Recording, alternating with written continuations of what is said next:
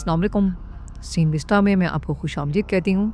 मैं हाजिर हुई हूँ एक नई कहानी के साथ। तो शुरू करते हैं आज की कहानी। कहानी की शुरुआत में हम 4 जवान लड़के लड़कियों को मेक्सिको के एक रिजॉर्ट में छुट्टियां मनाते हुए देखते हैं। एमी नाम की लड़की को एहसास हुआ कि उसका ईयररिंग कहीं खो गया है, लेकिन खुशकिस्मती से एक जर्मन टूरिस्ट जिसका नाम मैटियस है, उसे वो झुमका स्विमिंग पूल में मिला और उसने वापस कर दिया। बाकी सबने उसका शुक्रिया अदा करते हुए उसे ड्रिंक्स के लिए बुलाया और वहाँ उन्हें पता चला कि मैटियस मेक्सिको अपने भाई को ढूंढने आया है, जो अपनी आर्कियोलॉजिस्ट गर्लफ्रेंड के साथ वहाँ पास में ही मौजूद एक बहुत पुराने प्राचीन खंडर में गया था। वो जगह बहुत ज्यादा रहस्यमयी है, आज तक किसी गाइड बुक में भी नहीं आई। बाकी सब भी वहाँ जाने के लिए बहुत उत्सुक हो गए, तो मैथियस ने उन्हें कहा कि चलो फिर साथ में कल। अगले दिन सभी लोग उस रहस्यमयी जगह पर जाने के लिए तैयार हो गए। मैथियस और उसके दोस्त दिमित्री ने उस जगह तक पहुंचने का एक नक्शा अपने कमरे पर भी छोड़ दिया, क्योंकि उनके कुछ दोस्त 1-2 दिन बाद वहां आएंगे। कुछ देर बाद वो सभी शहर के मेन एरिया में पहुंचे,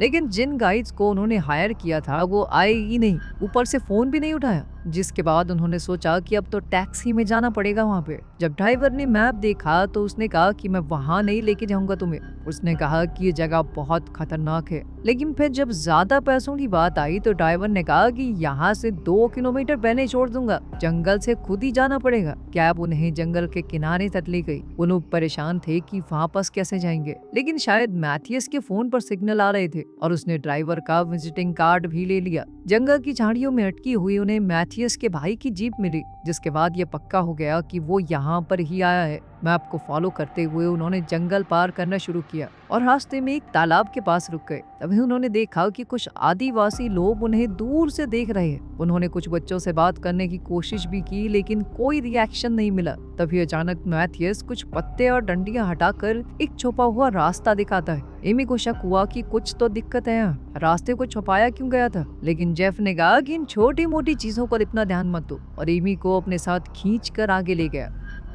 काफी चलने के बाद ग्रुप को एक पुराना खंडहर मिला। उस जगह को देखकर सब लोग हैरान रह गए। एमी तस्वीरें खींचने लगी और मैथियस को अपने भाई का टेंट बिल्डिंग के ऊपर दिखा। अचानक एक आदिवासी घोड़े पर आया और अपनी जुबान में उनके ऊपर चिल्लाने लगा। घोड़ा डर गया और आगे आने से इनकार करने लगा। जेफ को लगा कि इसे पैसे चाहिए और उसे कुछ पैसे देने की कोशिश करने लगा, लेकिन उस आदमी ने मना कर दिया। थोड़ी देर बाद 2 और लोग आते हैं। मैथियस ने अपने भाई की फोटो फोन पर दिखाई। तभी एक आदिवासी उसे पकड़कर देखने लगा। तभी एमी ने फोटो लेने के चक्कर में पीछे हटकर एक पौधे पर कदम रख दिया। ये देखकर वो आदिवासी पागल हो गए और धमकी देने लगे कि मार देंगे तुम लोगों को। दिमित्री ने फोटो लेने के लिए पौधे पर चढ़कर कैमरा उठा लिया और तब तो और भी ज्यादा हंगामा हो गया। जब वो कैमरा वापस करने की कोशिश करने लगा तब तो आदिवासियों ने उसके सीने में तीर मार दिया और फिर उसके चेहरे पर गोली चला दी। बाकी सब घबरा गए और सीढ़ियों पर दौड़कर खंडर के ऊपर चढ़ गए ताकि उन आदिवासियों से बचा जा सके।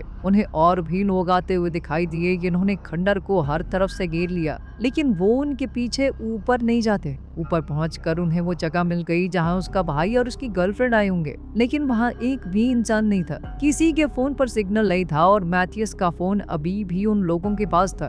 खंडार के बीच में एक गहरा गड्ढा था, लेकिन नीचे जाने का कोई सुरक्षित रास्ता नहीं था। मैथियस ने अपने भाई का नाम चिल्लाया। तभी उसे झाड़ियों में एक पैर नजर आया। जब उसने पौधे को तोड़कर देखा तो वो उसके भाई की लाश थी। जेफ ने नीचे खड़े लोगों को देखा। वो सभी खंडर के इर्द गिर्द ही कैंप बनाने लगे। मैथियस जब अपने भाई के पास से दूर हटा तो उसके हाथ पर कुछ एलर्जिक रिएक्शन हो गया, क्योंकि उसने पौधे को छुआ था। ग्रुप बैठकर सोचने लगा कि अब क्या करना चाहिए, क्योंकि ये तो साफ था कि वो आदिवासी उन्हें वापस नहीं जाने देंगे। जेफ ने कहा कि हमें बस इंतजार करना चाहिए, क्योंकि होटल वालों के पैसे थोड़ी दिए हमने, वो पुलिस को बुलाएंगे अगर हम वापस नहीं गए तो। और दिमित्री के जो दोस्त आने वाले हैं वो भी शायद उन्हें ढूंढते हुए आ जाए। तभी उन्हें एक फोन बजने की आवाज सुनाई दी, जो कि उस गड्ढे से आ रही थी। मैथियस ने एक लालटेन उठाई और अपने शरीर पर रस्सी बांधकर नीचे उतरना शुरू कर दिया, लेकिन कुछ ही सेकंडों बाद रस्सी टूट गई और मैथियस अंधेरे में गिर गया। उन्हें लालटेन के टूटने की आवाज सुनाई दी और मैथियस की दर्द भरी आवाज भी। उन लोगों ने एक और रस्सी तैयार की और इस बार स्टेसी को नीचे उतारा, जो एक दूसरी लालटेन लेकर नीचे उतरी। नीचे जाते हुए रस्सी खत्म हो गई और ऊपर से लड़कों ने कहा कि रस्सी इतनी है बस, लेकिन स्टेसी अभी नीचे नहीं पहुंची थी। उसने नीचे देखा तो मैथियस को वो दिख गई। स्टेसी को लगा कि मैथियस उससे ज्यादा नीचे नहीं है, तो उसने रस्सी खोलकर छलांग लगा दी, लेकिन नीचे गिरते ही उसके घुटने में कांच के टुकड़े चुभ गए। जब वो टुकड़े निकाल रही थी तो मैथियस ने बताया कि मैं अपना पैर नहीं हिला पा रहा, शायद उसकी कमर टूट चुकी है। स्टेसी ने ग्रुप को चिल्लाकर बताया कि मैथियस की कमर टूट गई है और नीचे बहुत बदबू भी आ रही है, जैसे कुछ गल रहा हो। अब लड़के सोचते हैं कि उन्हें कुछ तो ऐसा बनाना होगा कि दोनों को ऊपर खींच सके, लेकिन एमी ने कहा कि जिसकी कमर में चोट है उसे सादा हिलाना ठीक नहीं होगा। एमी ने नीचे जाकर उन आदिवासियों से मदद मांगने की कोशिश की, लेकिन वो सिर्फ अपने हथियार उस पर तान कर खड़े रहे। जेफ उसे रोकने की कोशिश करने लगा और बीच बचाव में एमी पौधों पर गिर गई। ये देखते ही वो आदिवासी फिर से चिल्लाने लगे। एमी गुस्से में आ गई और कुछ बेलों को उनकी तरफ फेंकने लगी। ज्यादातर लोग उससे बच गए, लेकिन उस बेल ने एक बच्चे को छू लिया। इसके बाद बड़े लोगों में झगड़ा शुरू हो गया और आखिर में उस बच्चे को गोली मार दी गई। बच्चे की मां चुपचाप देखती रही और एमी सदमे में रो पड़ी। जिसके बाद जेफ उसे वापस ऊपर ले गया। अब वो लोग समझ गए थे कि आदिवासी इस पौधे से डरते हैं। इसी वजह से उन्होंने दिमित्री और बच्चे को मार दिया और इसी वजह से वो उन्हें छोड़ भी नहीं रहे, क्योंकि अब तो वो सभी यहाँ पर मौजूद इन बेलों को छू चुके हैं। नीचे गड्ढे में स्टेसी को फिर से फोन की रिंगटोन सुनाई दी। जब वो उन्हें ढूंढने गई तो उसे पता चला कि आवाज इन पौधों से आ रही है, जो कि बार बार हिल रहे थे। वो घबरा गई और उन्हें छूने की हिम्मत नहीं करती। जब चारपाई बन गई तो लड़कों ने एमी को नीचे उतारा, लेकिन रस्सी इतनी लंबी नहीं थी कि चारपाई जमीन तक पहुंच सके। इसीलिए दोनों लड़कियों ने मिलकर मैथियस को उठाया और स्ट्रेचर पर रखने की कोशिश की। जैसे ही उसका शरीर टेढ़ा हुआ तो मैथियस दर्द से चीखने लगा, लेकिन आखिर में वो उसे चारपाई पर बांध देते हैं, जिसके बाद लड़कों ने उसे ऊपर खींच लिया और बाद में दोनों लड़कियों को भी वापस ऊपर ले आए। जेफ एक मेडिकल स्टूडेंट है जिसने मैथियस की चोटों को देखकर कहा कि तुम्हें ज्यादा हिलना डुलना नहीं है, ठीक है। मैथियस के भाई के बैग वगैरह देखने पर एमी को जीप की चाबी मिल गई। जेफ को दिमित्री का प्लेन टिकट भी मिला, जो कल सुबह का था, और उसे यकीन था कि जब वो वहाँ नहीं पहुँचेगा तो लोग उसे ढूंढते हुए जरूर आएंगे। स्टेसी के बॉयफ्रेंड एरिक ने एक लैंप को चार्ज किया और जेफ ने मैथियस को कंबल उड़ा दिया ताकि वो रात को ठंड से बच सके। जेफ बहुत परेशान था कि कहीं मैथियस को इन्फेक्शन ना हो जाए, ऐसा हुआ तो वो मर भी सकता है। रात को ग्रुप टेंट में ही सो गया। अगली सुबह जब जेफ वाइन्स पर पेशाब करने लगा तो उसे एक कंकाल दिखाई दिया। जब स्टेसी उठी तो वो बहुत ज्यादा घबरा गई, क्योंकि उसके पैर के गिर्द एक बेल लिपट गई थी। एरिक उसे खींचकर बाहर निकालने लगा और स्टेसी चीख रही थी कि उसे कुछ हिलता हुआ महसूस हो रहा है अपने अंदर। स्टेसी अब और ज्यादा घबरा रही थी, क्योंकि उसके घाव के अंदर भी बेल उग रही थी। वो चीखते हुए एरिक से कहती है कि पूरी निकाल तो ये बाहर निकालो इसे। एरिक ने बड़ी मुश्किल से बेल को खींचकर बाहर निकाला, लेकिन स्टेसी चिल्लाती है कि उसे अभी भी अंदर कुछ महसूस हो रहा है। जेफ समझ गया कि पौधे का पोलन उसके कपड़ों और जिस्म पर चिपक चुका है, इसीलिए बेल अब उसके अंदर उगने लगी है। अब तक सब लोग समझ चुके थे कि ये पौधे शापित हैं, और अगर उन लोगों ने दिमाग से काम नहीं लिया तो वो उनका शिकार कर देंगे। वो आदिवासी इसीलिए उन्हें बाहर जाने नहीं दे रहे, ताकि ये पौधा पूरी दुनिया में न फैल जाए। इसी दौरान मैथियस ने भी कहा कि मेरे साथ कुछ तो गड़बड़ है। एमी ने मैथियस के पैर से कंबल हटाया, जिसे देखकर सब शॉक हो गए। उसके दोनों पैरों को पूरी तरह से बेलों ने जकड़ लिया था। मैथियस दर्द से कड़हा रहा था। जेफ कहता है कि अगर बेल अंदर तक पहुंच गई तो उसकी जान खतरे में है। जेफ ने तुरंत एमी की मदद की बेल को निकालने में, लेकिन अब उसके पैर पर इतने ज्यादा घाव हो गए थे कि सब साफ करना बहुत मुश्किल हो गया। उसी वक्त गड्ढे के नीचे से फोन बजने की आवाज आई, जिसके बाद एमी और स्टेसी टॉर्च लेकर नीचे उतर गई। फोन की आवाज एक गुफा से आ रही थी, इसीलिए उन्हें मजबूरन बेल पर पैर रखकर आगे बढ़ना पड़ा। टनल के अंदर उन्हें एक आर्कियोलॉजिस्ट, जो शायद मैथियस के भाई की गर्लफ्रेंड है, बेल में उलझी हुई मिली। जब उन्होंने उसे घुमाया तो पता चला कि वो मर चुकी थी। उसके हाथ में एक फोन था। लड़कियों ने तुरंत उसे पकड़ लिया, लेकिन देखा कि वो तो पहले ही टूट चुका है। अचानक फिर से रिंगटोन बजने लगी। एमी ने ध्यान से देखा तो समझ आया कि आवाज तो बेल के फूलों से आ रही है, जो वाइब्रेट करके फोन जैसी आवाज निकाल रहे हैं। जब एमी ने उन्हें छूने की कोशिश की तो बेलों ने तुरंत उसका हाथ पकड़ लिया, लेकिन काफी कोशिश के बाद उसने अपना हाथ छुड़ा ही लिया। और अचानक से सारी दीवारों पर बेल हिलने लगी और एक लाश को बाहर धकेल दिया। उन बेलों ने उनकी टॉर्चेस भी चुरा ली। दोनों लड़कियां दौड़कर टनल से निकलने की कोशिश करने लगी, लेकिन बेल भी उनके पीछे ही थी। एमी तो बाहर आ गई, लेकिन बेलों ने स्टेसी का पैर पकड़ लिया, जिस वजह से वो गिर गई। बेल उसे खींचने की कोशिश करने लगी, लेकिन एमी वापस दौड़ कर आई और अपनी दोस्त को खींच कर बचा लिया। दोनों मिलकर रस्सी तक पहुंची और जल्दी से बाकी सबको आवाज लगाई। अभी लड़कों ने रस्सी खींचना शुरू कर दिया। रस्सी के साथ साथ बेल भी उन तक पहुंचने की कोशिश कर रही थी, लेकिन खुशकिस्मती से दोनों लड़कियां ऊपर पहुंचने में कामयाब हो गई।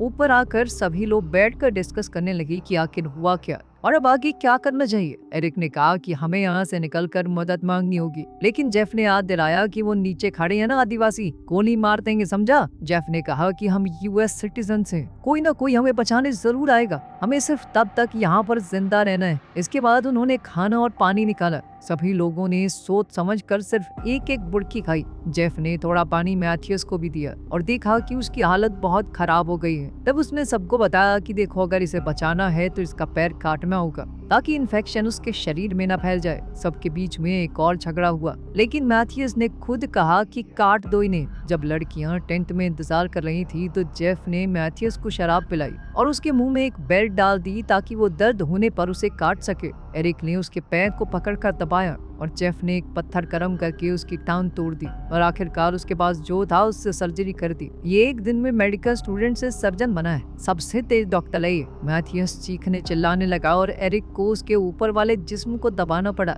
फिर जेफ ने गर्म आयरन पैन से उसके घाव को जलाकर बंद कर दिया। मैथ्यूस की चीखों की आवाज सुनकर लड़कियां टेंट से बाहर निकल आई और जेफ पर चिल्लाने लगी, क्योंकि उसने वादा किया था कि वो कर लेगा, इतनी ज्यादा दिक्कत नहीं होगी। अभी वो बेलें उसके कटे हुए पैर खींच कर ले गई। उनका रहा सहा डाउट भी खत्म हो गया कि ये पौधा नॉर्मल तो नहीं है, मांसाहारी पौधा है, मीट खाता है ये। उस रात जेफ फिर से सीढ़ियां उतरकर नीचे गया, लेकिन वो आदिवासी अभी भी खंडर के इर्द गिर्द घूम रहे थे। टेंट के अंदर स्टेसी लगातार रोती रही, जबकि बाहर एमी और एरिक बैठकर बातें करने लगे। जल्द ही एमी भी एरिक के कंधे पर अपना सर रखकर रोने लगी। एरिक उसे संभालने लगा और एमी की रोती हुई आवाज सुनकर स्टेसी बाहर निकली और उसे लगा कि एमी उसके बॉयफ्रेंड को पटाने की कोशिश कर रही है। फिर उनके बीच में नई बहस शुरू हो गई। सब इसी बात में उलझे हुए थे। किसी का ध्यान ही नहीं गया कि बेल धीरे धीरे मैथ्यूस तक पहुंच रही थी। उस बेल ने मैथ्यूस के मुंह के अंदर घुसकर उसे मार डाला।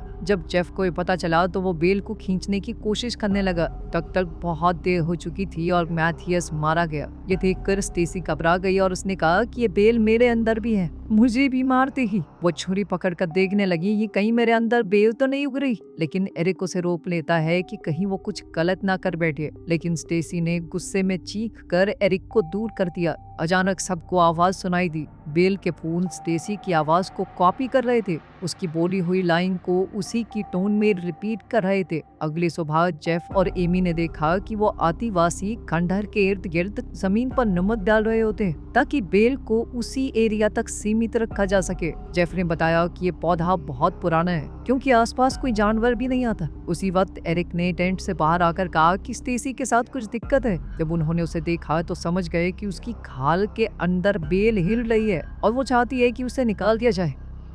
स्टेसी ने कहा कि कुछ भी करो लेकिन इसे बाहर निकालो। जेफ ने उसके पैर पर थोड़ी अल्कोहल डाली, छुरी से कट लगाया और हाथ डाल के बेल को खींचने लगा। स्टेसी को बहुत दर्द हो रहा था, लेकिन फिर भी उसने कहा कि ये काम जारी रखो, इस बेल को बाहर निकालो मेरे अंदर से। जेफ ने उसकी पीठ पर भी कट लगा के बेल को बाहर निकाला। जख्म बंद करने के बाद ग्रुप ने अपना आखिरी खाना खाया। स्टेसी अभी भी पूरी तरह होश में नहीं थी, पर कह रही थी कि अभी भी मेरे अंदर वो बेल है। सब उसे रोकने लगे कि कहीं वो खुद कट मार के उसे निकालने की कोशिश न करे। एमी ने उसे पानी की बोतल दी। जब स्टेसी पानी पीने लगी तो सबकी नजर उसके माथे पर पड़ी। साफ दिख रहा था कि उसके अंदर भी बेल हिल रही है। उनके रिएक्शन देखकर स्टेसी समझ जाती है कि कुछ तो गड़बड़ है। एरिक ने कहा कि कोई उन्हें बचाने यहाँ नहीं आएगा, उन्हें खुद ही रात के अंधेरे का फायदा उठाकर यहाँ से निकलना होगा। बाद में जब सभी लोग कुछ देर के लिए सो रहे थे तो स्टेसी को एक आवाज सुनाई दी। वो टेंट से बाहर निकली, हाथ में एक छुरी लेकर। उसे वो फूल अपनी आवाज दोहराते हुए सुनाई देते। कुछ देर बाद जब सब लोग बाहर आए तो स्टेसी को देखकर हक्के बक्के रह गए। उसके शरीर में कई जगह से खून बह रहा था। उसका दिमाग पूरी तरह से खराब हो चुका था। वो बस बेल को बाहर निकालना चाहती थी। जब जेफ ने उसे रोकने की कोशिश की तो उसने उसके हाथ में छुरी मार दी। फिर एरिक उसे रोकता है, लेकिन स्टेसी ने गुस्से में गलती से उसके सीने में छुरा घोंप दिया। एरिक तुरंत गिरकर मर गया। और ये सब देखकर स्टेसी पूरी तरह से टूट गई। कुछ ही पलों बाद वो बेल एरिक की लाश को पैरों से खींचकर ले गई। स्टेसी अब इस दर्द को बर्दाश्त नहीं कर पा रही थी और उसने सबसे दया की भीख मांगी। तभी जेफ ने आगे बढ़कर स्टेसी को मार डाला ताकि वो और न तड़पे। इसके बाद जेफ ने एमी के कपड़ों पर खून लगा दिया और उसके हाथ में जीप की चाबी देते हुए कहा कि जो भी हो जाए तुम भागना बंद मत करना। फिर वो एमी को उठाकर नीचे ले गया और जमीन पर गिराकर ऐसा दिखाया जैसे वो मर चुकी हो। जाने से पहले जेफ ने हौले से एमी को अलविदा कहा। फिर जेफ वहाँ से थोड़ा साइड में जाकर उन आदिवासियों से बात करने लगा ताकि उनका ध्यान अपनी तरफ खींच सके। जब उसने देखा कि मैं इन लोगों को काफी दूर ले आया हूँ, तभी अचानक उसने आगे कदम रखा और जोर से एमी का नाम पुकारा। यह सुनकर एमी तुरंत वहां से भागने लगी। दूसरी तरफ आदिवासियों ने तुरंत ही तीर चलाकर जेफ को मार डाला। जब वो बेल जेफ को पैरों से पकड़कर खींचने लगी तो आदिवासियों के लीडर ने उसके सर पर गोली मारकर उसे एक आसान मौत दे दी ताकि वो ज्यादा न तड़पे। बाकी लोग एमी का पीछा करने लगे। एमी जितनी तेज दौड़ सकती थी उतनी तेज जंगल को पार करने की कोशिश करने लगी। वो एक दो बार गिरी भी लेकिन रुकी नहीं। उसके आसपास के पेड़ों पर तीर लग रहे थे, मतलब कि सभी आदिवासी उसके पीछे पड़े हुए हैं। आखिरकार बचते बचाते वो जीप तक पहुंच ही गई। चाबी काम कर गई और वो तुरंत गाड़ी चलाकर निकल गई। लेकिन कहानी के आखिर में हमने देखा कि उसके चेहरे में भी एक बेल हिल रही थी, यानी जिस बेल को वो आदिवासी यहीं पर रोकना चाहते थे, अब वो बाकी की दुनिया में भी फैल सकती है। उम्मीद है कि आपको आज की हमारी स्टोरी पसंद आई होगी। मजीद वीडियोस के लिए हमारे चैनल को सब्सक्राइब कीजिए और बेल आइकन को प्रेस करना ना भूलिए ताकि हमारी नई वीडियोस की अपडेट्स मिलती रहें। शुक्रिया।